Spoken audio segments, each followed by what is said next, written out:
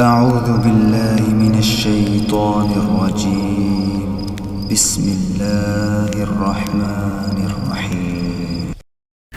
اعلان نبوت کے چند روز بعد جب نبی کریم صلی اللہ علیہ وسلم ایک رات مکہ کی ایک گلی سے گزر رہے تھے تو انہیں ایک گھر سے کسی کے رونے کی آواز آئی۔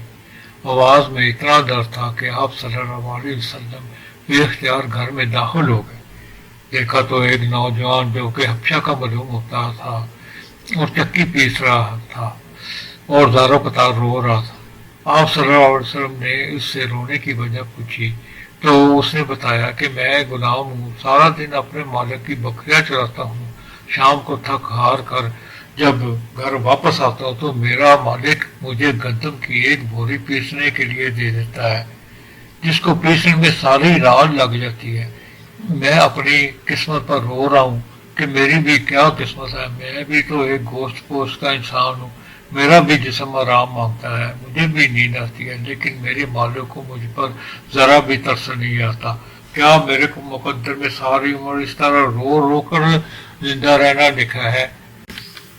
تو نبی کریم صلی اللہ علیہ وسلم نے فرمایا، میں تمہارے مالک سے کہہ کر تمہاری مشقت تو کم نہیں کروا سکتا کیونکہ وہ میری بات نہیں مانے گا۔ ہاں، میں تمہاری مدد کر سکتا ہوں، تم سو جاؤ اور میں تمہاری جگہ چکی پیستا ہوں۔ وہ غلام بھی سن کر بہت خوش ہوا اور شکریہ ادا کر کے سو گیا اور آپ صلی اللہ علیہ وسلم اس کی جگہ چکی پیستے رہے۔ جب گندم ختم ہو گئی تو آپ اسے جگائے بغیر واپس تشریف لے آئے۔ دوسرے دن پھر آپ بات تشریف لے گئے اور اس غلام کو سلا کر اس کی جگہ چکی پیستے رہے۔ تیسرے دن بھی یہی ماجرا ہوا کہ آپ اس غلام کی جگہ ساری رات چکی پیستے رہے اور صبح کو خاموشی سے اپنے گھر تشریف لے آئے۔ چوتھی رات جب آپ وہاں گئے تو اس غلام نے کہا، اے اللہ کے بندے، آپ کون ہو اور میرا اتنا خیال کیوں کر رہے ہو؟ ہم غلاموں سے نہ کسی کو کوئی نقصان ہوتا ہے اور نہ کوئی فائدہ، تو پھر آپ یہ سب کچھ کس لیے کر رہے ہو؟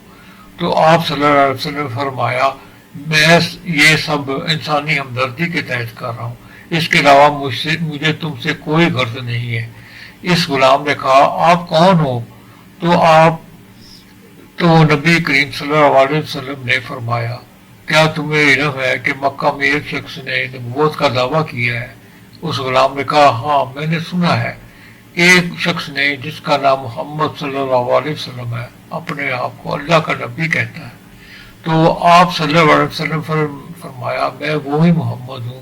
یہ سن کر اس غلام نے کہا، اگر آپ بھی وہ نبی ہیں تو مجھے اپنا کلمہ پڑھائیے، کیونکہ اتنا شفیق اور مہربان کوئی نبی ہی ہو سکتا ہے جو غلاموں کا بھی اس قدر خیال رکھے۔ تو آپ صلی اللہ علیہ وسلم نے انہیں کلمہ پڑھا کر مسلمان کر دیا۔ پھر دنیا نے دیکھا کہ اس غلام نے تکلیفیں اور مشقتیں برداشت کی لیکن دامن مصطفیٰ نہ چھوڑا۔